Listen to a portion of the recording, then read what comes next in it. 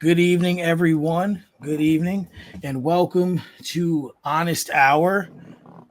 We are back again with another good episode here lined up. My guest tonight is a woman I've just met. We've become friends very vastly. Um, she is an artist in her own right, singer songwriter. But we won't be talking about that tonight. We'll be talking about that at a later date when we are in person. But as she's also a speaker on behalf of Seize the Cure. She is big on epilepsy. Tonight is and we have an event that I'm honored to be a part of. Seize the Cure. If you can see, it's right behind her. Tonight, my guest is TJ Vida. How are you tonight? I am blessed. I am blessed. I'm blessed to be here. I'm blessed to be alive. Okay. I'm a bit tired. I'm not gonna lie. TJ, but I'm sure. It is what it is. That's part of life, especially when you're working for something you're passionate about. One of the biggest investments that you have to give is your energy and your time and your sleep. A lot to take in at one time, yes. Right? I mean, I have issues sleeping as it is, but it's interesting. It's kind of like my brain is running while I'm sleeping. I am sleeping though. I think I'm so exhausted from managing life and doing what I'm doing with Seize the Cure with this event coming up. Right. That it's just so much going on that I'm exhausted. By the time my head hits the pillow and I pass out, I pass out. Oh, you're out. Like yes. While I wake up in the middle of the night for a quick, a hot second, I wake up and I'm thinking in my brain what I have to do when I wake up for the event. So, absolutely. But I'm blessed. I'm blessed to be here. It's Saturday. It's a nice long weekend. At least for me, it is. Some people are working, so it doesn't make much of an effect for them. But I'm blessed. Listen, that's what we're about. Okay. I shared those. I shared both on Facebook. Yes, thank you. And I shared the Instagram link on Facebook because for some reason Instagram's just deciding to give me a hard time today. Oh, so they're piggybacking off of Facebook. Yeah, but I shared it, the Instagram link on Facebook. Right. I tagged you in both so that anyone who can tap in and see it. Okay, perfect. So I want to know, there's a lot with this event, and I guess I should start at more so the beginning of said event, or even like the history that led to this. But a little bit lightly about you. I know you reside in Florida now, but you're originally from the Bronx. I'm still in the Bronx in my heart. I moved to Florida. What is it? It's been 3.5 years, going on 4. And I've traveled to the Bronx 7 or 8 times. I would say 8 times in those years. Mostly for Seize the Cure. Okay. And as long as I've been out here, everywhere I go, when people hear me speak, they automatically know I'm from New York. And they can even guess that I'm from the Bronx. So it's really interesting. I haven't picked up that Southern accent or, I still haven't adjusted out here. And I've been asked if I was going to do Seize the Cure out here. The most I've done is I've done a workshop or a program, should I say, in one of the schools out here where I took 3 days going to each class, middle and high school. To do an epilepsy awareness and seizure safety workshop and spoke to the whole student body about it. That's the most I've done, and that's probably the most I'm going to do. If it's for the schools, I will do it. I don't care what state or continent I'm in. But if it's anything to do with events, I'm sticking to my home, the Bronx. Right. It's where my heart is. It's where I didn't realize that till I left, though, to be honest with you. Wow. Yeah, I started Seize the Cure. Let me backtrack a second. I started I started spreading epilepsy awareness with my first event being in the Parkchester area of the Bronx. And that was in 2017. I had absolutely no intention of doing anything past a one-time event. I did it because I'm in music. I'm a recording artist. I sing pop. I sing R&B. I write my own music. So being in the industry, I wanted to connect my personal experience with epilepsy. I wanted to connect it to my artistry. And of course, I know a lot of artists. So I figured, let me do an event. At that time, I was struggling with my son, who was recently diagnosed with epilepsy, and he was struggling with having convulsions, seizures, grand mal seizures. For those who don't know, those are convulsions. Those are the ones that you drop to the floor, your eyes roll behind your head, you may vomit or foam at the mouth, you're completely unconscious, violent shaking. So he was having a lot of them that were just it was very recent for us, very recent. Ironically, for that first event, he was in the hospital after the event was already planned. It was not a big event. It maybe had, I would say, 60 people off the top of my head, but it was something new. It was my first time. And I had reached out to the Epilepsy Foundation of New York, Metropolitan New York, and the director answered the phone. And I said, I know you don't know me or you have no reason to invest any time in what I want to present to you, but I'm a mother. I have epilepsy myself, but I'm very well controlled. I haven't had a convulsion in many, many, many years. My seizures are more the absent seizures. And for those who don't know, that's more of it looks like spacing out. The difference between daydreaming and what looks like daydreaming and what an actual petit mal seizure is, the best way I could explain it is the person is standing up, eyes open, but they're completely unconscious. So it's not like someone daydreaming, because people confuse this. It's not someone daydreaming where you could say, snap out of it. Yeah, you can't do that with someone who is having a petit mal seizure or absent seizure, they might call it. They cannot hear anything you're saying. They cannot recollect anything once they come out of it, but they're standing and they look completely normal, but their eyes are completely frozen. So those are more of the type of seizures that I've had my whole life. Did I take it seriously? Absolutely not. And the reason I took it seriously in 2017 was because not only was my son in a more sensitive situation, he was having convulsions, but when it's your child, it's different. It hits different. I can't, I did that event thinking it would be one time. And that was it. It was a fairly decent event. We had some performances. I think I had one bank that came out. I couldn't really get anybody to come out because nobody knew who I was. Right. And I remember everyone that made that event possible all donated. Everything from the food to setting up, the place was donated. Shout out to Shake from Peace December. He was the first one to give me the platform to be able to even do an event. I had a number of speakers that had epilepsy that spoke about it. But again, no intention. And this is how you know God's plan. Usually not your plan.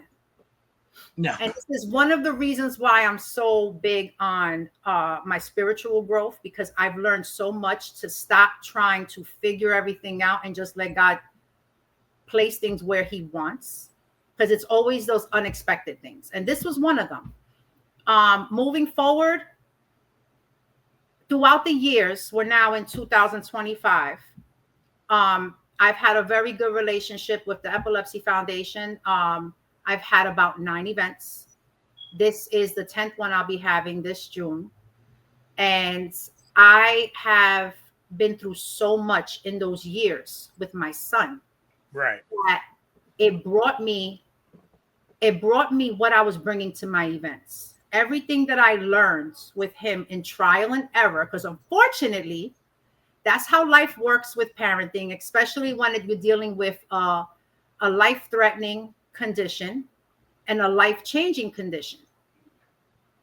I had to learn everything along the way. And every time I had an event, it made me think, this is what I want to talk about, or this is who I want to look for to represent what I'm dealing with. Absolutely. Or this is what I want to offer to the community to know what's out there for them. And my mission would always change up. And that's okay. Right. Okay. You know how it is when you're starting a business. The first thing they'll tell you is your mission statement has to be the same. No, that's BS. It does not have to stay the same, because the biggest life teacher is experience. And experience changes along the way. Absolutely. So I could tell you the challenges I went through with my son in 2017 is not the same as the challenges that I experienced 2 years ago, or last year, and now this year. So Seize the Cure has become a non-for-profit organization, and the beautiful thing, it officially became a non-for-profit last year, right after I flew home from the last event. Okay.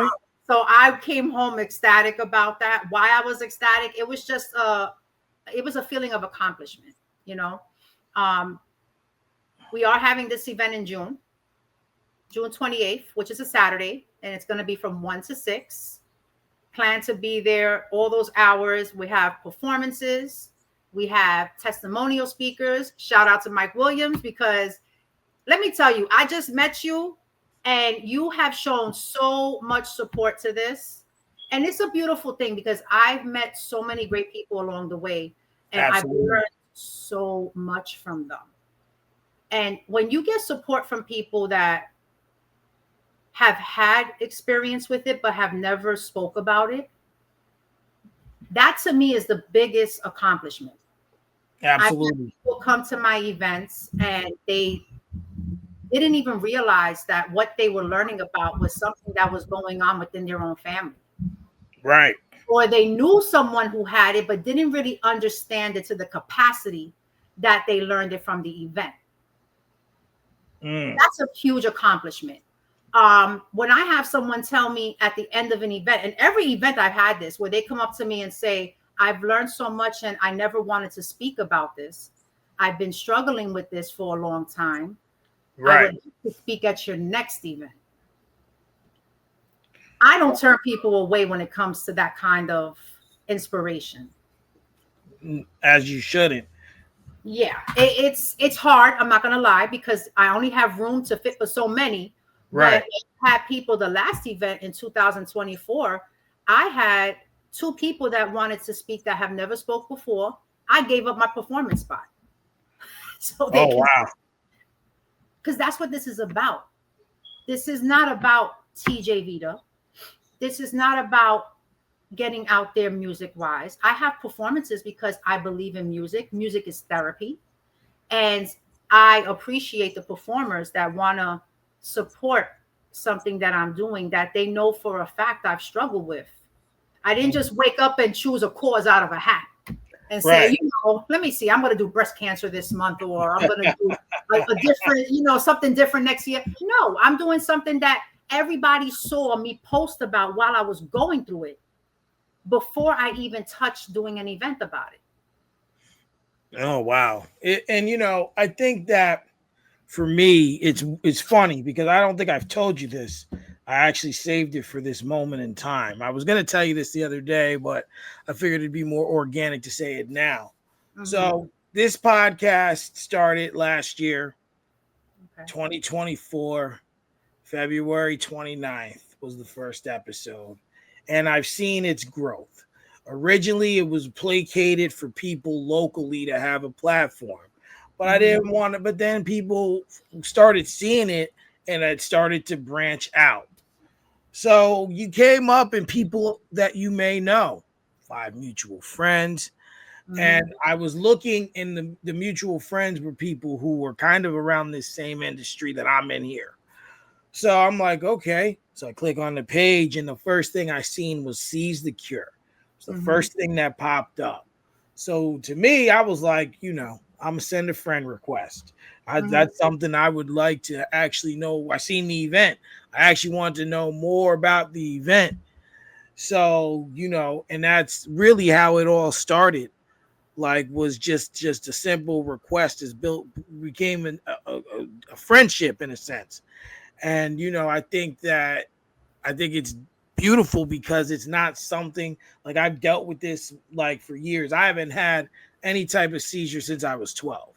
That was the last time I've had one. And I think that there isn't any awareness for this. And there's nowhere for people to speak about it. It's not something that's covered. It's not something you see every year, like breast cancer, or that's the only one I can think of off the top of my head right now. But it's not. Or now we have Mental Health Month.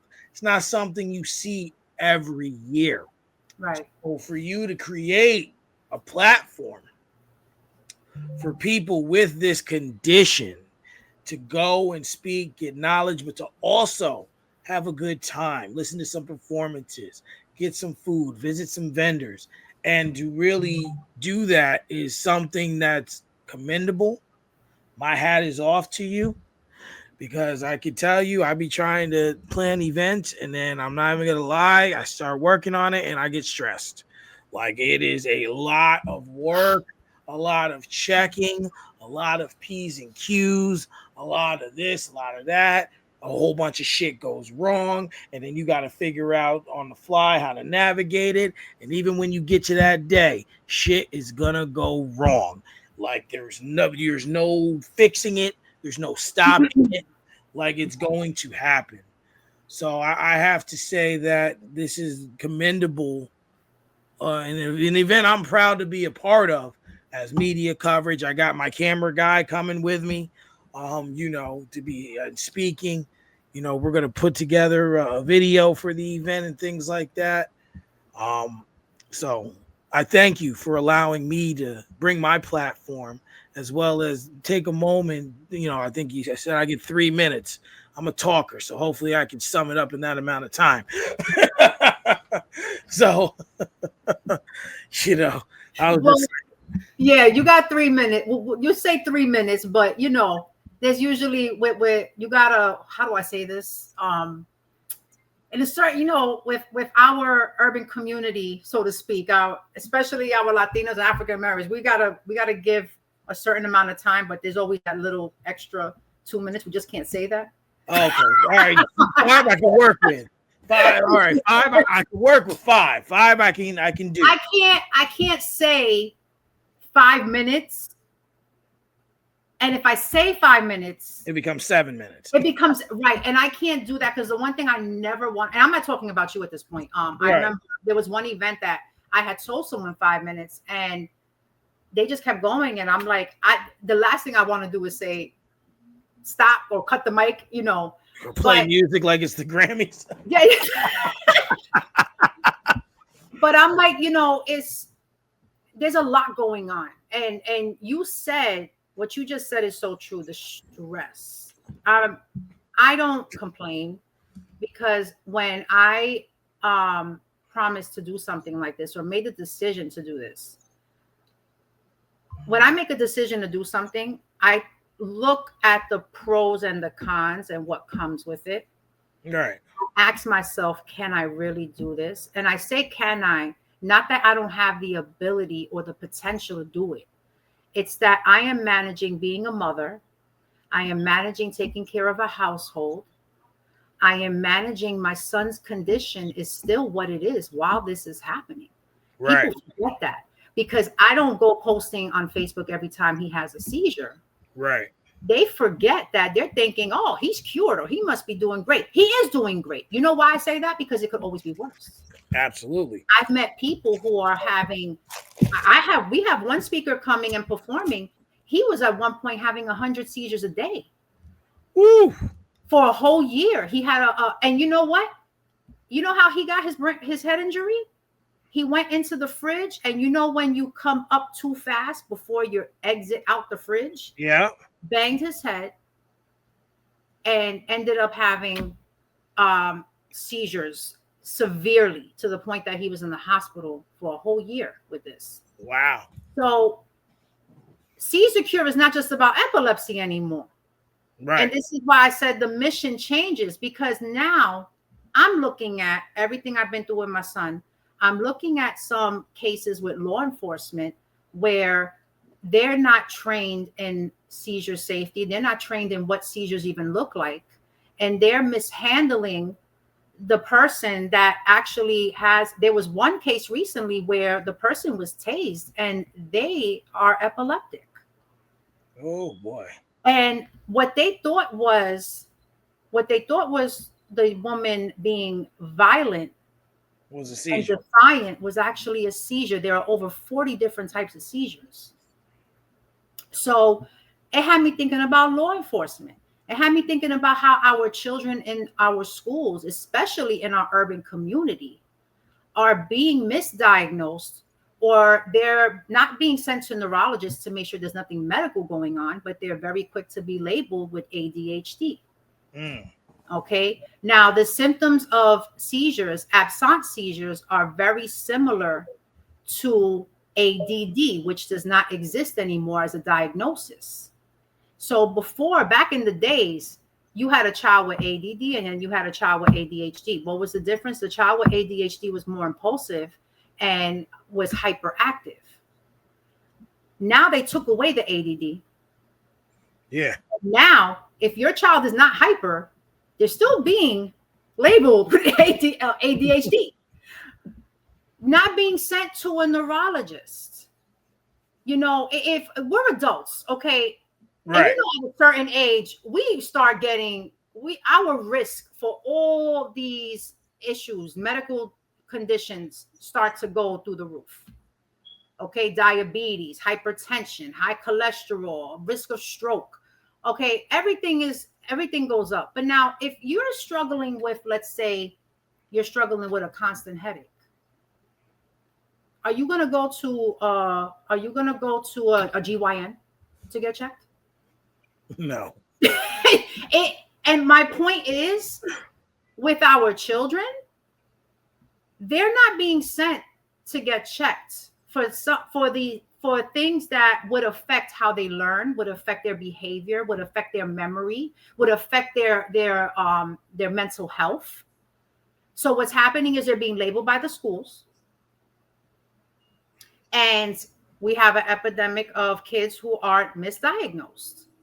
And this isn't even just about epilepsy. There's many neurological conditions that mimic the same symptoms of a child with, let's say, ADHD or behavioral issues, or, you know, a learning disability, so to speak.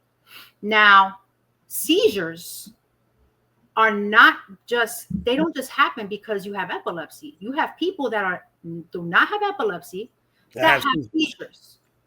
Okay, what are some of those reasons? High temperatures, pregnancy, medications for other conditions, psychiatric medication. Here's a double whammy for those who don't know. Psych meds cause seizures. Seizure meds cause psychiatric issues. Yeah, one, they clash big time. Okay, which is why majority of people with epilepsy who are under medication have some kind of mental health disorder. Depression is a major one. Okay. So many different things. Drug use. Drug withdrawal. Okay. Alcohol. I did a program in the school recently in Florida, and I had a student, a sixth grader, ask me, "Can you die from a seizure?" I said, "Yes, you absolutely can." He said, "So if you try drugs one time, can you have a seizure and die from the seizure?" I said, "Yes, absolutely. All it takes is one time." So what's the lesson in that? Just say no. Yeah. You know, and it doesn't even have to be drugs. Another thing that really makes this hit differently for me is 2020, my best friend, he was at work. He went to work, normal day. He had a seizure at work, and then he later on died. Healthy guy, didn't smoke, drank, but Right. socially more than anything else. Some weed here and there, but whatever, but it wasn't like a constant all the time. But overall, a healthy guy. He was a rapper. He had been on TV, been on the radio, had done a lot of things, and he just had a seizure and then he died. But later on, I found out some of the details. And for those who don't know, if you have a seizure, do not go to sleep. No matter how tired you feel, do not go to sleep. From my understanding, he told the job he was going to take a nap. He took a nap. He got up. He was feeling weird. Then they called 911 and it was too late. Had they have just called 911 from the get-go, more than likely, in my opinion, as someone who had been through this, he would have still been here. It's just having the knowledge. And a lot of people don't have the knowledge. A lot of people who have not been through this don't understand. And like for me, you're going to find this a little weird, but this is the truth. So the generation, my seizure disorder, I was never diagnosed epileptic, but I had a seizure disorder growing up. So it started with my great grandfather. He was his father's second child. Went to my grandfather, which was his father's second child, to my father, who was my grandfather's second child, to me, who I'm my father's second child, to my daughter, my second daughter. So 5 generations this has happened. So I'm curious, when my daughter has kids, my second daughter, if she has a second child, will the same thing happen to her, to them? So it's a pattern in your family. Yes. Which could be explained by hereditary. It's interesting because you mentioned, let me address that one. I've had the question of, is it hereditary? And in some cases, it definitely is, especially when you're seeing the pattern of, like you said, the second child. Right. So let me make sure I'm understanding correctly before I continue. Your second daughter has it? Yes, my second daughter, she doesn't have them anymore, but when she was smaller, she did. My older daughter had a couple here and there, and I think my youngest had one. But my middle daughter, she definitely took the brunt. Like there was a day where she had 8 in a row. Oh, wow. Yeah. That's dangerous. See, my dad had it, but my dad got it from a motorcycle accident. It wasn't like he was born with it. So there's a big question in my situation, whether it's hereditary, because I went for genetic testing with my son to find out. And the gene that is for epilepsy that he had wasn't in connection to me. I didn't have that same gene. But it showed up that his father's side had it, which his father doesn't have it. So it's kind of weird. I don't know the science behind that. I obviously don't care to know, to be honest with you, because my whole thing at that time was, I just want to find out what's wrong and how can we get this managed. You said something that is so vital, which is a part of the mission of what I'm doing. People do not know.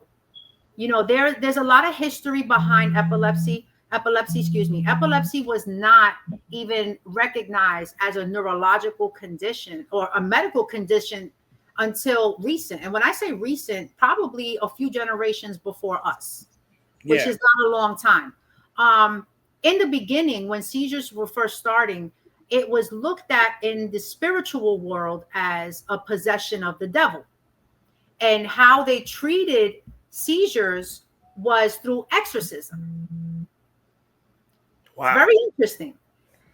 Then the world of psychology started to come into play.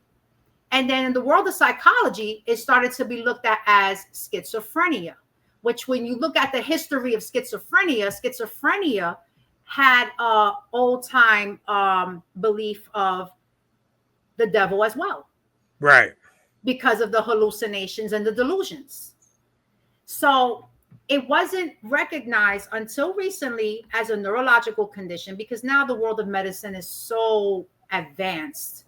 And it's a very bittersweet thing. I mean, that's probably a whole nother show to get into with the politics. Don't get me started on that one. But a lot of people do not know what to do when someone's having a seizure. They don't even know what a seizure looks like.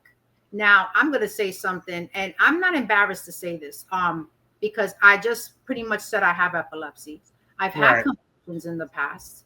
But I've never actually seen a convulsion until my son came home from the hospital. He was on a new medication. And I remember I was cooking spaghetti and he was on the couch with his sister. And his sister kept cracking up, just laughing. And I looked at him and I see him doing this, like making the choking noise. Oh, so she's thinking he's like playing a game. I thought he was playing around. Right. And I look at him and I'm like, cut it out, Malik. I go back to cooking. Like nothing. Like I really didn't know. Right. You didn't put two and two. And then I go back and I see him. He's still doing it. I said, all right, Malik, enough. Your sister's about to pee on herself. Just stop making her laugh. Right. And then when I look and he wasn't stopping, I started to yell at him. But then when I went up to him, you know, as parents, when you go up to your child to scold them in their face, I go up to him, and that's when I noticed something was very wrong. So now I have my phone literally in my hand. And as I have my phone in my hand, I'm running through the house looking for a phone to call 911. So panic is a real thing when you don't know. Now, if I would have known what a seizure looked like, if I would have known, you know, what to do or what I was looking at, I still would have been nervous because it's my child. But I don't think I would have panicked the way I did. Right. Because when someone has a seizure, it's like time is lost. Their time is lost. Your time is completely frozen. Right. And I had the phone in my hand and I'm looking through the house, looking for a phone. By the grace of God, my neighbor heard me screaming. And at that time, it was a man with his 3 sons. He heard me screaming. And my door happened to be open because my son's father had just left from dropping him off from the hospital. Right. And he opened the door. And when he saw what was going on, he called 911 and he stayed to help out.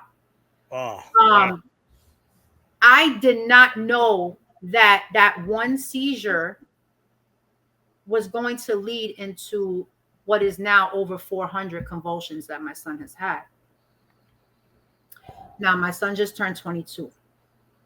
So if you're looking at from the years of 13 years old to 22, that's a short gap to have over 400 seizures, convulsions.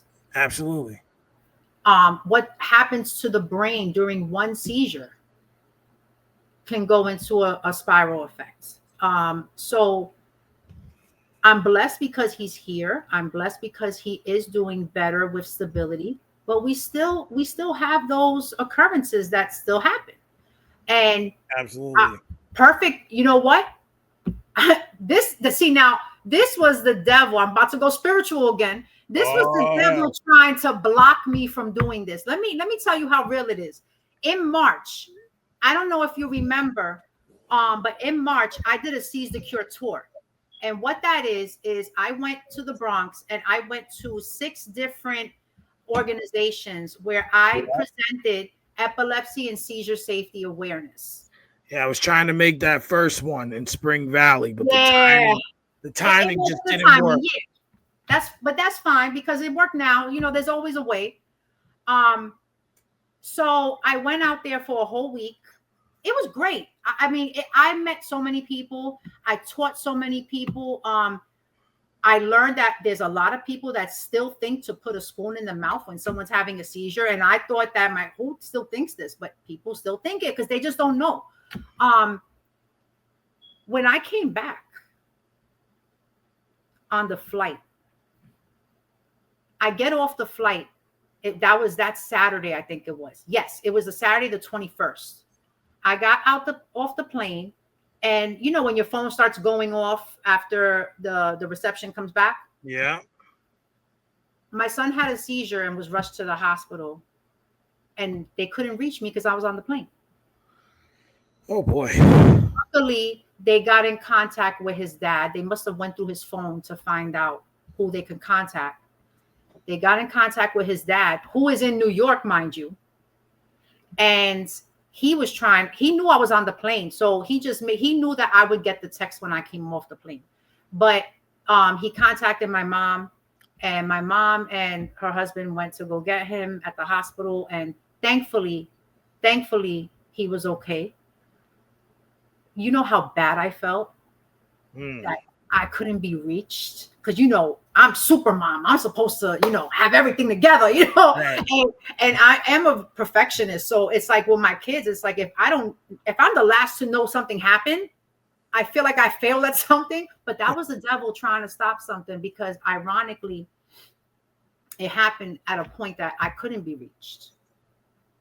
And then that whole week was just a disaster. It was one disaster. It started with that, but then my dog died that week, and there was other stuff going on. Yeah, that week was just really bad.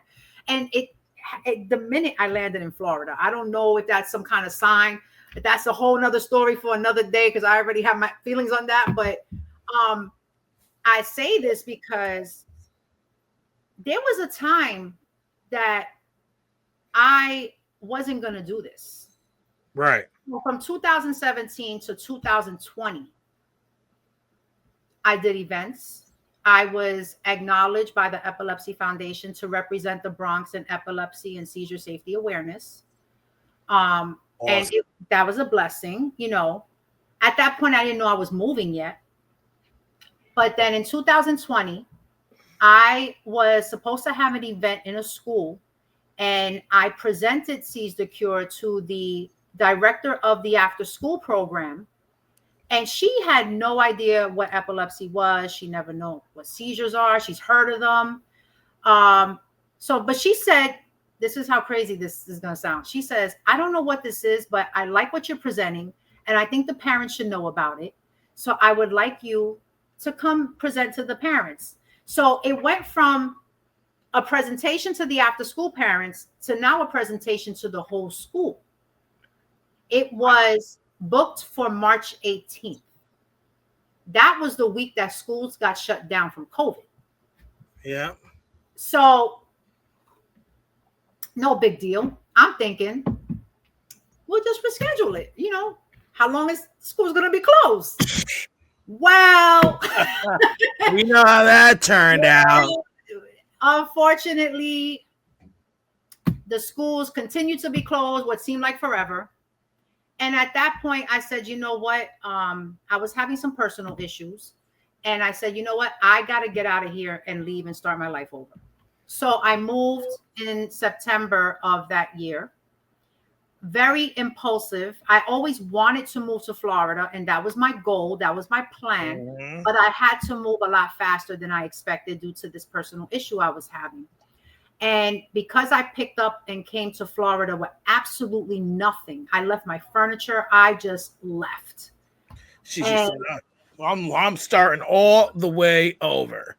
Right. But with that, you know, doing something like that while going through the heartache that I was dealing with, that was the hardest thing I ever had to do. It was the best thing I did. But at that time, it was the hardest thing I had to do. I wasn't thinking about doing Seize the Cure anymore. It was kind of like, you know what? This is something to leave behind. So 6 months into moving here, I got a call from the Epilepsy Foundation, and he said, listen, I know there's some sponsors that would like to, see what you're about. They're trying to work with someone that could represent the Bronx and still do stuff. And I'm like, are there other people that they're talking to? He's yes, but I would like just talk to them. Just show them what you're about. Right. So I did the presentation. Again, I still did not think anything was going to come out of it. Right. You just went with it. Right. This was in June. Now, December, I get a call from the woman who was the director for the after school program. Yeah. And I missed the call. And 2 weeks later, I heard her voicemail. And she was crying on the voicemail saying that God brought me into her life for a reason. And she just didn't know at that time. But her son was very sick. He was diagnosed with epilepsy and his seizures were out of control. She was like, I don't know if you're still doing what you do, but can you help me? And I got, every time I tell that story, I get goosebumps to this day. I started crying and I called her and I'm like, I wasn't going to do this. She was like, please do it and I will stand by you. Wow. Right after that call, the Epilepsy Foundation calls me and tells me, they chose you to do events. Can you commit to 2 or 3 a year? And I'm like, I'm just curious. Why did they choose me? Right. He said, they like that you're very genuine and very upfront. You don't sugarcoat things. Not everybody can deal with that. No, not everybody can deal with that. But I said something that struck them because I have this model where it's, if I have an event with 500 people and I reached one person, I did my job. Screw what everybody else think. If you didn't like it, if you thought it was a waste of time, more power to you. Don't come next time. Exactly. But if I reached one person, I did my job. Exactly. So that's what did it, which is what led into the event that I had last year, where I had major sponsors for the first time. Wow. And these major sponsors will be at this event as well. Okay. Off top of my head, we have Norellis, we have SK Life Science, we have UCB, we have the Epilepsy Foundation, of course. I know I'm missing, Catalyst, I believe, is one. And there's these are pharmaceutical labs, companies that are very big on epilepsy and seizure safety awareness. We have 2 doctors that are coming to speak again. Last event, they spoke about the 2 topics. I don't remember off the top of my head. But this particular event, I'm excited about these topics. First of all, we have from Montefiore Hospital, Dr. Duberstein, who's a pediatric neurologist. Okay. And he is going to be speaking along with Dr. Pack from New York Presbyterian. They're going to be speaking about puberty and pregnancy and how it affects epilepsy and seizure risk. Okay. And then we also have another EMT that's coming out to speak about what to do when someone's having a seizure. Wow. I felt that was crucial because after doing the tour in March, where people really do not know what to do. Number one, they don't know what a seizure looks like. They don't know what to do during the seizure, and they don't know what to do after a seizure. After a seizure is the most crucial time. Yeah, it's the most critical part. Knowing what to look for, and what you just said about not letting the person go to sleep. People don't know that because when someone has a seizure, they're exhausted. Oh, it takes a lot out of you. It takes a lot out of you. And in the first part of waking from a seizure, they usually don't know who you are. They don't know where they are. They don't know anything. So they may try to fight. My son has done that because he wasn't sure. He was trying to get up and I wouldn't let him get up. And then once they actually realize, they start to come back into reality, so to speak. Yes. When they want to sleep. And if you let them, they will. and if you let them, they might not wake back up. Exactly. I mean, if you think about it, what happens if you hit your head? What's the first thing they tell you? Don't let the person go to sleep. Yep. Any kind of head trauma, don't let them go to sleep. Well, guess what? During a seizure, they may have not actually hit their head. A lot of times they do, but they may have not hit their head, but their brain has just been through trauma. Yep. Okay. And if they're lucky if they didn't get any kind of injury during a seizure. The problem with convulsions are the injuries behind them and how long the seizure lasts. They will tell you, wait till it's 5 minutes to call 911. Screw that. I was calling 911 within the first minute, because by the time 911 gets the call and then gets to the house, if I waited for it to be 5 minutes for them to answer the phone and put the call through to EMS, because the fire department is the one that shows up before EMS does. Yeah. By that time, we're looking at 7 minutes. Gone. And then what? They're So gone. exactly. So either you're gone or you can have serious brain damage, and which happens a lot too. The amount of seizures my son has had, there was some that I almost lost him. Okay. I've hurt myself. Now, my son is 6'1". There was a time when he was 6 feet and 240 pounds. Now, think of a guy that size and look at me. And when someone has a seizure, they literally are triple their weight in mass, because their muscles lock and it's forceful shaking. So I've gotten myself hurt trying to make sure he doesn't get hurt. Yeah. Okay. And nobody was looking out for me. Nobody was telling me what I can do to protect myself. I mean, realistically, there's not much you can do except you're thinking about your child's safety. I wasn't thinking about me and my brittle bones. I was thinking about him not being hurt. And even though he did get hurt, I mean, there were times that I couldn't save him. There was a time he had a seizure in the tub, in the shower, and the knobs went through his stomach. Ooh. Yes. And he still has the scars. He's going to have those scars forever. There was a time, now, I don't know how it is. You're upstate, right? Yeah, I'm about an hour from the Bronx. Yeah. An hour and 15 minutes. Yeah. Well, shout out to upstate, because this is the first event. I have a lot of support from upstate this time, and I love it. So there was a time that our apartments in the Bronx, the bathrooms are very small. And the door, you have to push in to open. Okay. Now, you would think when my son was diagnosed and his convulsion started, you would think somebody would have said, make sure you get the door to where it can pull out. Or, these are things to safeguard your house. Nobody told me that. Everything was just medication. Let's just try this. And I didn't know any better at that time to know what these seizures were going to bring. So he had a seizure and he fell out the tub and he was blocking the door. So I couldn't get to him. Oh, boy. So my natural reaction, I had an axe in the house. Don't ask me why I had an axe in the house. I just had an axe in the house. I'm not crazy. I just had an axe. I needed a weapon. So I grabbed it. Talk about Bronx and Latina lingo. She not a knife, guys. Not a bat, not even a sledgehammer. An axe. She made sure she clarified she's not nuts. No, I'm not nuts. I'm not.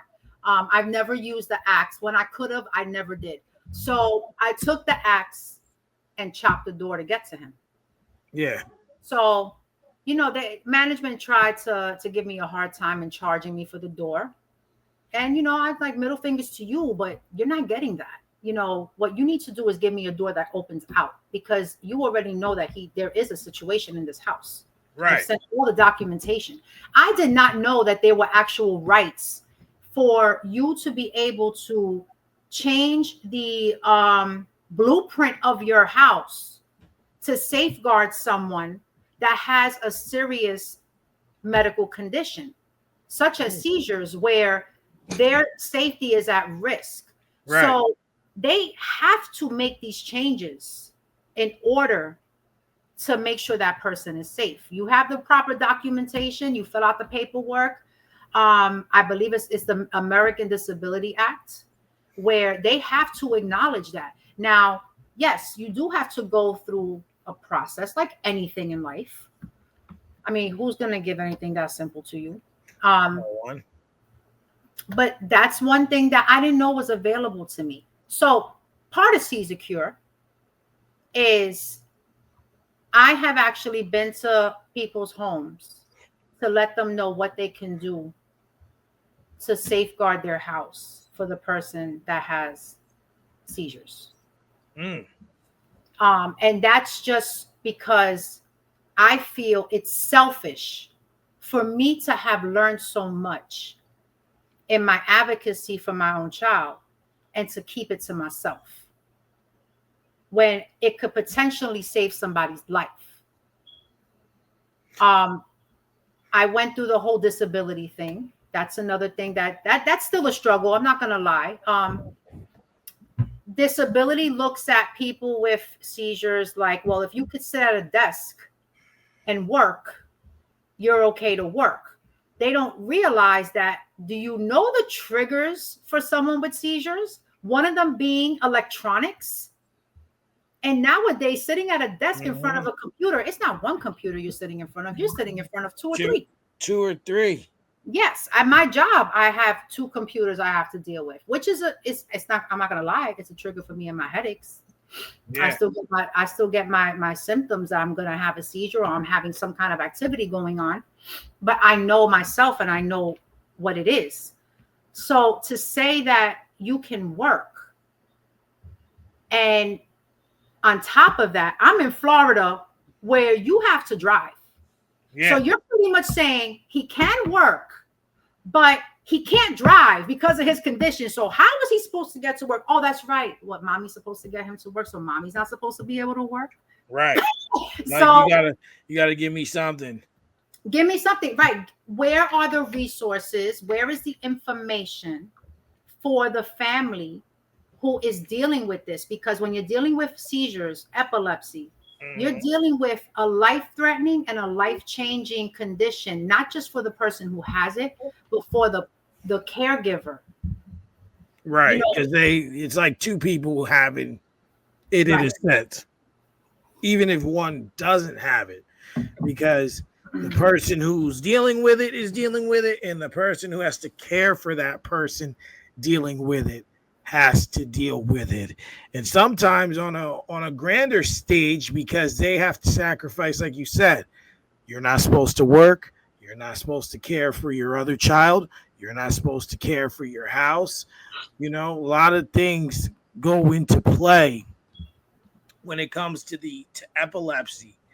And I think that it's phenomenal that you want to educate. And I say that to say I was just kind of looking through your stuff as you were speaking, and I wanted to just say this for the audience and people who are going to watch this back, because I think this is great what I'm reading here. So you have the word epilepsy spelled downwards. E is for educate. People need to be educated. Absolutely. P for persevere. Persevere through this difficult condition. I is inspire. You can inspire people in so many ways. L for love. We need to love one another through everything. Enlighten people to speak about it or to gain knowledge. Prosper. Be prosperous in all you do. Support. We need to support everything. Support one another through this. And why? Youth. The youth should be knowledgeable about this. It's so powerful that you have this, because I think it's something that once again creates attention, and that's what we're about. Like I always tell people that I utilize the NFL as the primest example. A lot of people were upset, right, when Jay-Z decided that he was going to do work with the NFL. And but here's the thing. All the people at them table, they don't look like you and they don't look like me. They look like this. They look like this mouse. They white. And in order for us to make a change, we got to have a seat at the table. And that's what he said. Like, we got to have a seat here. So what do we do now? We got to bring attention and try and change it, right? Right. So, and that's the thing, because I would like to personally see this grow larger, because this is I've never ever in my life seen anything talking about this. Ever. Never. I've never seen it. There's, like I said, there's no month for it. There's no week for it. No one talks about it. And it's something that I would have never even thought to start. Honestly, it's something that, you don't look at it. And the thing is, there are groups. I'm looking at, hold on. I gotta find it again to make my point, because I went from that to something else. You got so many things here. And Yeah. so I lost it. Hold on, there it is. I'm looking at all these sponsors. Epilepsy Foundation. There's another one here, but it's so small. It's E&D Epilepsy Together, Epilepsy Foundation, Metro New York. Catalyst Pharmaceuticals, Neurelis, CLC Group. Montefiore, which my mother works for that company. Jazz Pharmaceuticals. I'm looking at all this stuff, looking at all these different sponsors, and there's people out here who have the information, who are talking about it, but yet someone who was within that doesn't know that. Right. That's a problem. So to me, it's kind of like, now you've gotten here. You've done it here. You're doing it here. Now it's, how do we make it bigger? How do we get more attention out there? Because it's important. It's important to you. It's become very important and personal to me. Just, talking and getting ready, and I enjoy our voice notes, of just going back and forth about this event. But I just want to say, how do we bring more attention to it? That's something to look into, because there are people who don't know. Because the same thing, police officers should be educated in this, firemen, obviously, for the most part, ambulance volunteers and EMT are, but it should be, schools. There has to be a way to create this background and for this to get around the world. Having the one event and you're getting sponsors, and this will be your second year with sponsors, that's great, because that shows growth. So how do we get an event in New Jersey, right? How, Connecticut, Massachusetts, you start with what's near us up here, or, hey, you can start, like you said, you did some stuff in Florida, you just say, you could present, hey, I've done this in the Bronx, I do this in June, maybe in October, we can do this here, Yeah. Kind of have to do it in November, because November, and I learned this, it's funny you said that, because I didn't learn this until after I started this, that November is Epilepsy Awareness Month. Now it's also awareness month. I know what you're thinking. There's other causes for November that we hear about all the time. But nobody ever spoke about epilepsy. And here's another thing that I learned. Epilepsy is very common, and there's a strong connection between epilepsy and autism. 40% of people with autism have epilepsy or develop epilepsy after the autism, which is something that, that's something to look into, because this goes back to what I was saying before. There are other conditions out there that put you at risk for seizures. Not just epilepsy, seizures, because seizures are important to know about. Absolutely. Okay, I'm not just about epilepsy anymore. I'm about, you don't know anybody with epilepsy, you don't have epilepsy, that's fine, but I guarantee you know somebody who's had a seizure, or you're gonna know somebody who's had a seizure. I guarantee you're gonna come in contact with it. So you need to know what you're looking at, what you're gonna do to help preserve that person's life and save their life. Because if you don't know, you're going to be like me, who didn't know anything with my own kid. And I'm not ashamed to say it, because if you don't know, you just don't know. But I'm the kind of person I like to push Right. to find out things, which is why my advocacy is so strong, and why I choose to be a voice for people that don't have that strength. It's like we were saying earlier, you got to know your strengths and your weaknesses. Right. Okay.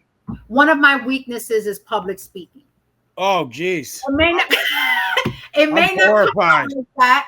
It may not come out like that, but it's not one of the things I enjoy doing, because but as I start talking, I start to get I'm very passionate about what I do. Now, if I was speaking about something that I had no real connection with, it'd be a whole different personality you'll be getting out of me. But I love what I do, and I've learned the advocacy part. Let me explain to you some of the things that I accomplished. And this is not me saying this to gloat about it. I'm just saying the point that I'm getting when I tell you these two stories I'm going to tell you. The point that I'm getting to is, when there's a will, there's a way. I said on a prior show, I know how to be a real pain in the ass when I have to. So it's like, you're not going to like me, but you're going to respect me. Mm-hmm. And you're not going to take me for a joke when it comes to my child, or when it comes to anybody I care about that's dealing with something that may not have that oomph, so to speak. So one story, my son was going to a hospital, and fairly good hospital. It was a good hospital. And he was seeing a neurologist for a long time. And the neurologist was having a very hard time managing his seizures. So he said he needed to start seeing an epileptologist. Now, an epileptologist is a neurologist, but they specialize in just epilepsy. Okay. It's about a 2-year difference in medical school. So I did not feel that that was going to help. My gut was kind of like, okay, this is just a political thing with the insurance. They just want to cover their behinds and feel like they're doing something. I liked his neurologist. I really felt like, even though this neurologist did not have the answer, I was pretty aware that there may not be a direct answer, and it was going to be a trial and error situation, but he genuinely cared for my son. And that's all I wanted, and I could work with it. But he said it himself. Once I've gone a number of years not being able to get this better, my hands are tied. Right. Okay. So I can't fight that. So we took him to an epileptologist. I did not like that doctor from the beginning. I could not place my reason. I'll be honest with you. I'm the type of person that I don't need a reason. It's the vibe that I get. I will get a vibe so strong with certain people that I know it's something, but eventually it's going to come out. So I didn't care for this doctor. One visit, I told her, she offered another medication. Okay. I think it was like medication number 12, 13, who knows. And I said, doctor, I'm really considering CBD oil. I learned about CBD oil through my events and other speakers. So she says, well, I don't think that's a good idea. And I'm like, why? She says, well, for one, it's very expensive. I said, I'm sorry. And you think I can't afford it because why? Because I'm from the Bronx and Puerto Rican and his father's Black. So we can't afford. Well, that's not your concern. As a matter of fact, can you answer me? How much is it? She's like, well, it could be over $300. I said, it could be, but you really don't know. But you're assuming that it's too expensive for my pocket. Okay. What's the other reason? Oh, well, the other reason is it hasn't really been proven to be effective. I said, doctor, with all due respect, nothing you have tried has been effective. So if you're not going to support me getting CBD oil to try for my son, I'm just going to get it somewhere else. So at that point, she steps out the room. I leave the room, and I just left because I already saw my temper I was going to go off. I already didn't like her, and she was giving me the reason why. Exactly. So we come back for another appointment, follow-up. So for those who don't know, people who have epilepsy have to go for continuous doctor appointments. They have to keep getting their blood checked because the medications could cause liver and kidney issues. And you have to go into the hospital for video EEG monitoring for about 3 to 5 days. And that way they can they hook you up to an EEG to see when you're having the most seizure activity during certain activities. If you're having them during your sleep, you're at risk for SUDEP, which is sudden unexpected death in epilepsy. And some people having more towards video games, some when they're exercising. So that gives them an idea as to if you're improving in your seizure activity. The less seizure activity you're having, the less risk you are for having a seizure. Absolutely. So I come for an appointment. At that point, he was having seizures every week. She says, well, I need you to record a seizure. And I just looked at her. And she says, Miss Gibson, I'm speaking to you. I said, I'm trying not to say to you what's in my head right now out of respect. But how do you expect that I'm going to record his seizure? She says, well, you have a camera on your phone. I said, I also have a dial pad that I use for 911. So please enlighten me as to how you think I should record him having a seizure while I'm trying to save him from dying or hurting himself. Right, because you're taking that time now to stop caring for him so that you can record. Those don't go together, because if you stop, he hits his head even worse, or twist his knee the wrong way, tears a ligament in his knee, tears a meniscus. Like, a lot of things can go wrong. Wow. Homegirl, excuse my she said, well, you can use the camera on your phone. And I really wanted to be like, where did you get your degree? Because you're a dumbass. What? Okay. So I said, so let me ask you, what exactly is that going to prove? Right. What are you looking for in this recording? Here's where it is. Oh, well, he's been treated for seizures for a number of years, and no one has actually seen a seizure in him. So, there is something called psychogenic seizures where I said, oh, you mean the psychiatric seizures? Oh, there really are seizures. I said, no, doctor, listen, don't try to sugarcoat this, okay? Are there people with that? I'm sure there are. And if there are, I'm not diffusing what they go through. But You're pretty much telling me that you think he's having a seizure because he's tantruming? Because that's what that sounds like to me. You haven't seen it yourself, so you got to pass off some kind of diagnosis. And you have to fit your paperwork to where you can get paid. So that visit did not go very well. I called to try to get the doctor changed, and I couldn't get a new doctor until about 6 months to a year later. Okay. Yeah. So of course I was stuck. So we go back to the doctor again. She says, well, it's time for his video monitoring in the hospital.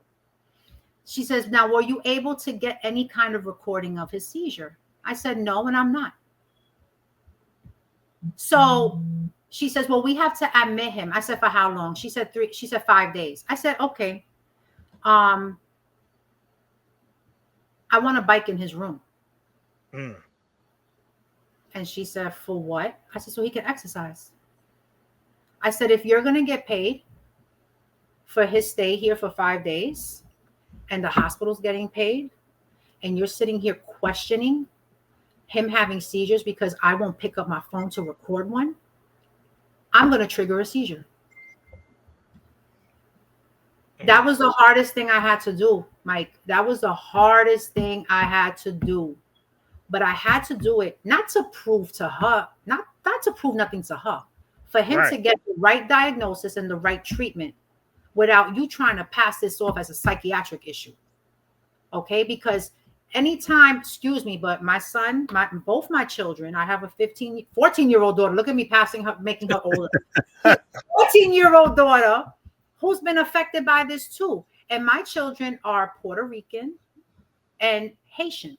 So they're darker than me, lighter than their dad. So if you think you're going to use this as another, label an African American, a dark skinned person with something psychiatric because you haven't seen something with your own eyes, we're going to trigger a seizure.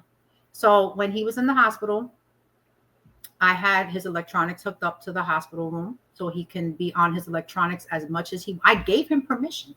I said, Malik, guess what you get to do? What I never let you do. You get to play as long as you want. Don't even go to sleep.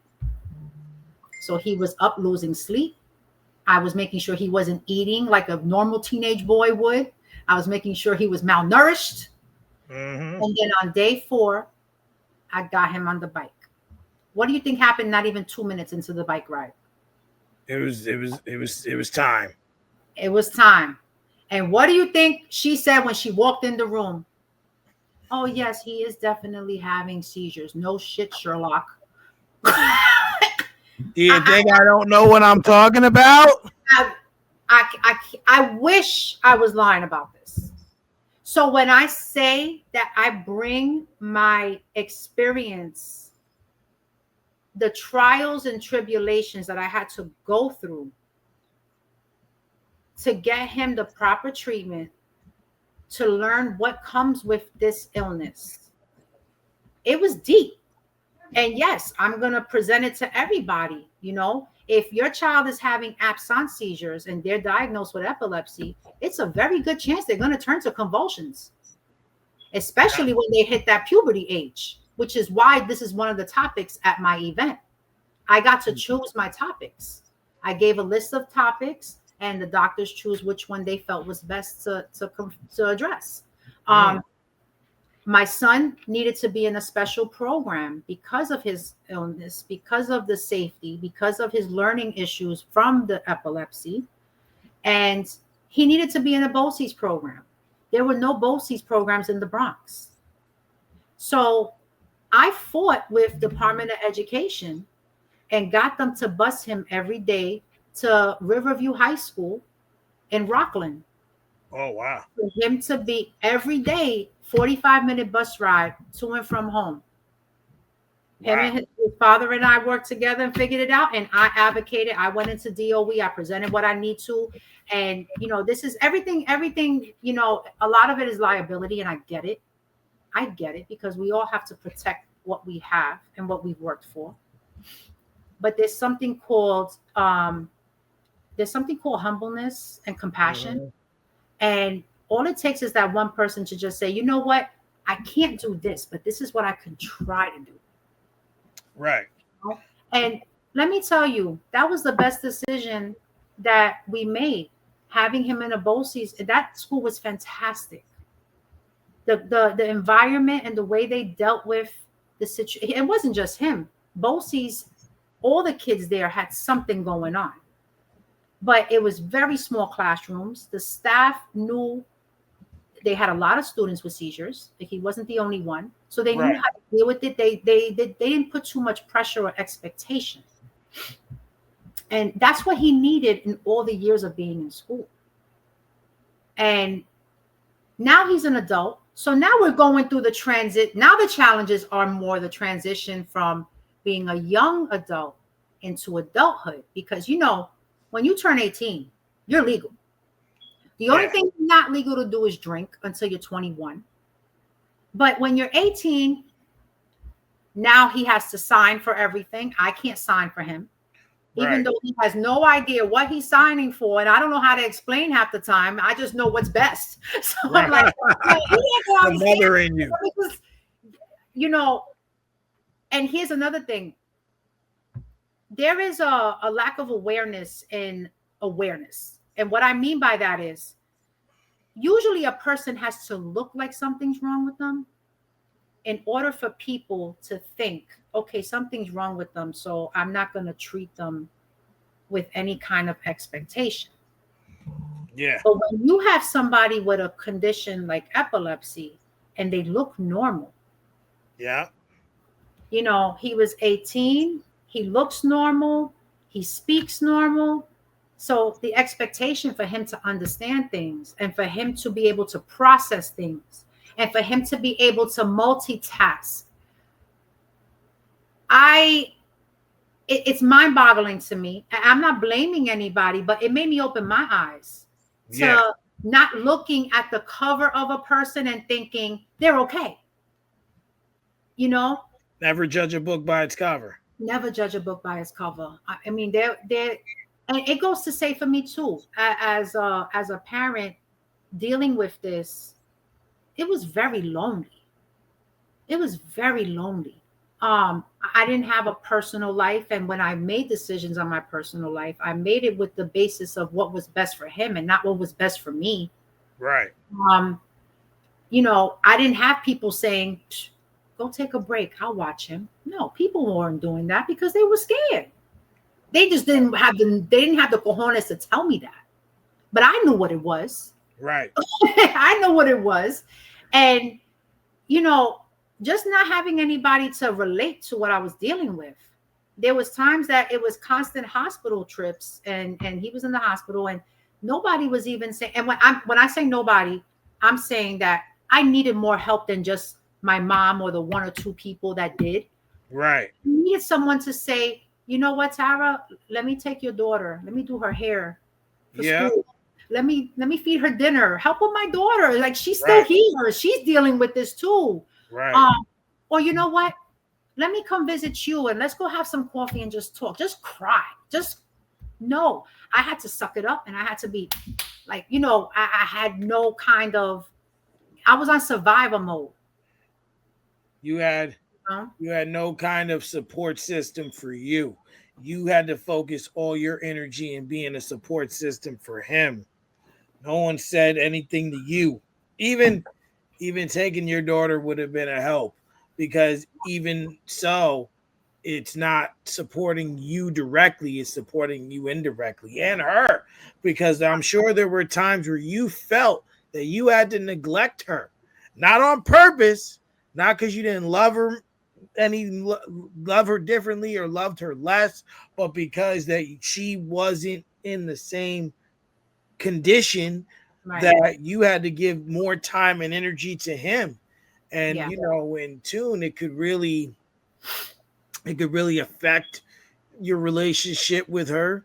It could affect stuff for her growing up, because it's tough going through that when you don't understand, as a kids don't understand or have the wherewithal to say, well, my brother is sick, mom has to do this, or dad has to do this, and I get less, or I don't get this or that. It's unfortunate. It is unfortunate, but sometimes it's sad, because that's just, I think, people don't think about the whole picture, and sometimes you can only see certain stuff. I've gone through that. I can only see a certain way or a certain thing. Right. And it's hard. However, you got through it. I know you're still dealing with it, and he's doing well. Yeah. But you've gotten through it. Mm-hmm. And you are succeeding, and you are stronger now because of it. Right. And he is stronger, and he will understand that mom did everything she could, and she did everything in her power to make sure that I was taken care of, that I was understanding, that I have an understand of how to treat this condition moving forward, because you're not always going to be there. It's plain and simple. Like, you're not always going to be there. And I'm not sure of his condition on if he can live on his own. But if that is the case at some point in time, he's got to know how to manage it, because not everyone, like me personally, I outgrew them. I stopped having them. 12 was the last time I had one. I'm 37 now. So, I haven't had one in a long time. Not everyone can outgrow him, because you did say before he's not allowed to drive. So, that's a scary. I mean, the states are all different in their laws, but I mean, the reality is these are some of the challenges that come with epilepsy transitioning into adulthood, working, driving, relationships, intimacy, for the first time, how will that affect? Because it affects, there's a show that I do every month on the Wake Up Everybody Network. And the last show that we had, we spoke about intimacy and epilepsy. And the triggers for seizures are equivalent to what the body goes through during intimacy. So that's a world that people don't really talk about, but we had a show on that. And it was some really good information that I had researched on that. And we're actually having a part 2 June 18th, but I have the show every month, and it's a particular topic towards epilepsy and what I advocate for. With having independence and having your own place, to be honest with you, people with epilepsy normally can, if they have the safety measures that they need to have independence. Unfortunately, things like a service dog, which is a huge benefit for someone with seizures. It's over $10,000. Wow. It's over $10,000 for a dog. For a dog these dogs are trained to sense when a seizure is going to happen. They guard the person before they fall and hurt themselves. They alert for help. It's a particular bark that they do, and it's very loud. I mean, I actually seen one for the first time in the school out here. There was a student, she had seizures. She had her service dog with her. That dog could sense a seizure coming before it hit. Wow. It's incredible. But again, over $10,000. Hospital beds to secure the person from falling out the bed. An alarm to go off if it senses a seizure. These things all cost a lot of money. So if there's resources in place to help the person, they definitely can be independent, unless it's just so out of control that, there's damage to the point that, that's something different. But we come a long way. My son is now supporting this big time. There was a point that he was in his young testosterone stage and, the ego, and he was like, I don't know why you're doing this, and I'm embarrassed. And, now he's going to be he was at the last event doing interviews. So everybody, all the media outlets that were out there, he's supporting now big time because he's learned that he could have it worse too. Absolutely. So I'm excited. I think this event is going to be the biggest one of all. It's projected. I would love it. There are plenty of ways to support. It's a fundraiser. And the point of the fundraising is not for a cure, because there's no cure to epilepsy. Right. The point of the fundraiser is so I can provide more and more programs to help other people, to advocate for other families, and to spread awareness everywhere I possibly can. Everything costs money. Of course. There's no way I can do it. Right now I don't even have money for storage because, again, it's a non-for-profit. It's a very new non-for-profit. We don't have income coming in. So I don't have a place for storage for all my stuff that I keep ordering. My house is a mess right now, so I got to but it just is for me to provide the events, for me to provide awareness programs everywhere I possibly can. I do need to fundraise. So now, listen, this is how simple it could be. I have myself 5,000 friends on Facebook. Do I know all of them? Hell no. I bet you I don't even see half of them. But anyways, if every single person on my page donated $5, I would have enough for 2 years of programs every month. Wow. I did the math. I'm like, wait, I'm not asking for much. I'm just asking you to support something as simple as $5. And that's with everybody. Like, you can give more, But if you can give $5. You can give $5. Come on. I mean, I'm not wealthy. I'm a struggling woman, but I got $5. Yeah, exactly. But, I just did the math too. Right. That's how simple it is. Non-monetary, we need food for the event. So, if you want to donate $1, whether it be finger food, whatever you do, you cater and you want to donate a tray of food. There's always something for someone to do. Case of water, like anything, right? Exactly. It's not even just about the monetary part. It's just the support, because we need stuff. You know, it could be someone that has a printing company. I need shirts. I need certificates printed. You want to donate the 25 t-shirts that I need made up for all the staff who are volunteering their time to work this event. You know, that are setting up with me Friday night, plus coming in all day Saturday to work the event itself. Well, I'll tell you. I tell you, next year I'm sure I'll be in a better spot to do a little more, because I would but what you're doing, I'd like to be more involved going forward with this event for sure.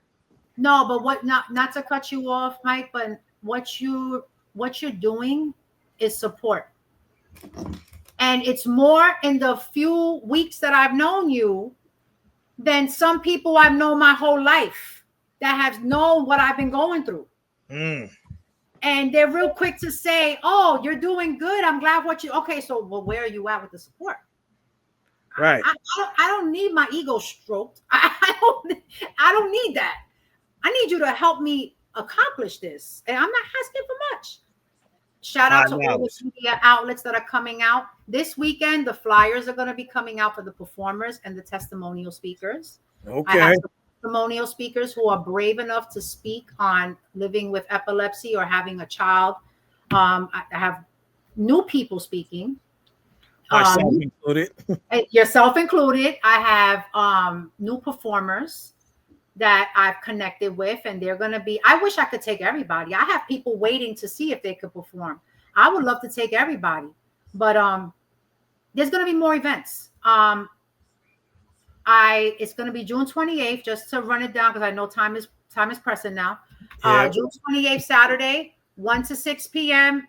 The earlier you come, the better. There's 5 hours of entertainment, speaking, raffles. I have started one raffle, and another one is starting. It's a music raffle, where it's $5 a ticket, and it's music related. So that's already starting now. We're going to have a 50-50 at the event.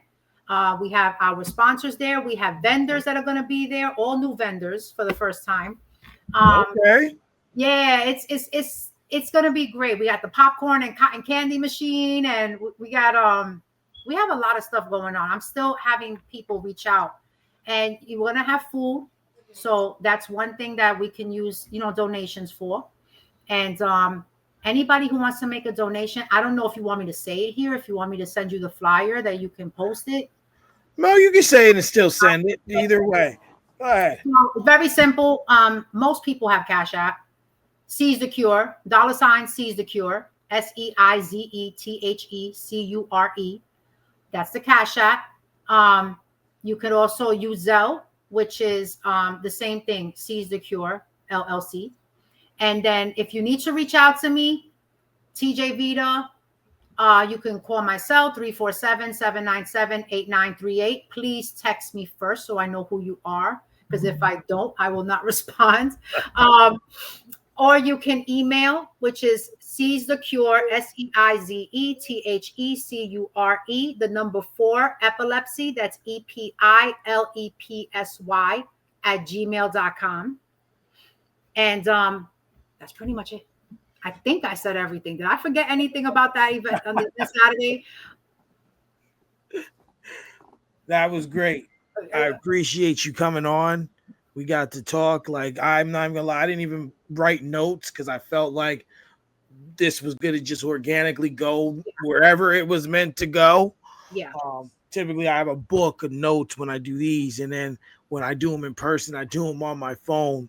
But I've just felt like we just had a way. It was gonna go where it was gonna take us. It was gonna go where it was gonna take us. So I was telling you, I work better organic anyway. So yeah. So this is a little bit of a different episode. So I usually end each episode with 2 things. One is usually the first is tell everyone something about you they don't know, but you just really were like an open book there. So and you're going to need another one for a future episode later. Okay. So if you don't want to name one now, if you don't have two, that's fine. No, I actually do have something many people don't know, and I'm very proud to say this. I have my master's degree in forensic psychology. Wow. I am going to be going back for my doctorate. I had started going back for my doctorate, and I did the last Seize the Cure event, which I needed to focus on. But I've taken too long of a break now, so I'm going to get back on that and get my doctorate degree in forensic psych. Oh, okay. That's what's up. Congratulations. Thank you. Dr. Gibson.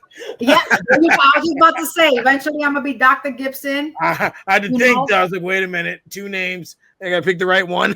Yeah, well, Dr. Gibson or whatever name when I get married down the line, I'm going to have that Dr. Vida. There you go. That's what I almost said. Oh, one more thing I want to mention. Anyone, if you want to find me, TJ Vida, Vida, on Instagram as well as on Facebook. And we also have a Seize the Cure page on Facebook and Instagram. Same thing, Seize the Cure. And you have a Seize the Cure page on TikTok as well. My daughter started it for this event. I have to send her a whole bunch of videos. Yours is one of them. All the drops. She has to start posting everything.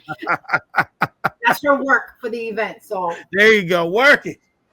So last but not least, before we get out of here, is just a positive ending message. It's something that's positive and uplifting for you to say to the audience or who may watch this back. The floor is yours. My positive message is take any negative situation and make it a positive. There's always a way. No matter what you go through, it's a test. You have one or two choices. You either going to fall victim to it, or you're gonna be a soldier to it. Well, you can't get no better than that. Can't be no easier than that. I thank you for your time. I'm sure we'll be in contact, of course. And I will be there on the 28th, me and my media team, the COC network. And I want to thank everyone who's tuned in. This is I missed an episode. So this was supposed to be episode 21, but this is actually episode 20 of season 2. There's another episode that's going to be virtual on Tuesday, and then the finale is Wednesday. So I thank everyone for their time. I thank everyone for their support. We will be back here next week 2 times. Then we take a couple weeks off, and then we're starting with season 3. So I want to thank you, TJ Vida, for your time. Thank you for the audience. Everyone have a good night. And like I always say, be better than you were yesterday, but be prepared tomorrow to be better than you are today. Good. Peace. Like that one. Thank you.